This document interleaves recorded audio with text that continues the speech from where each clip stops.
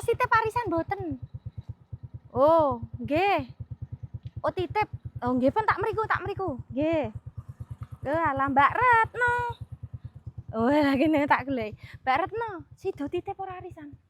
Ngopo kok lat-lat jilbabku neh? Apik kok cenano. Iki sing warna anyar Ivory. Asina polos wingi jenengan duwe asbu to. Sakniki enten sing jenenge warna Ivory mburine apik ya, Mbak. Ora usah disetrika tenan cenan. Horok montorku urung tak pateni, Mbak. Yo ngalah. Piye pancok ora krungu aku? Piye Mbak Retno titip? Titip apa mangkat dhewe? Yo tak ngampiri Ibu Bambang sik kok mangkat bareng bae. Montorku tak titip kono. Yo tenang. Apa? Ndek ini kok kayak oh PT lah. PT ki jenengan ndek ini ora tegak ngene iki lah mergone ngenggone ngene iki lho Mbak Retno. Le ngenggo, Le ngenggo kan saka mburi. Nah ngene iki.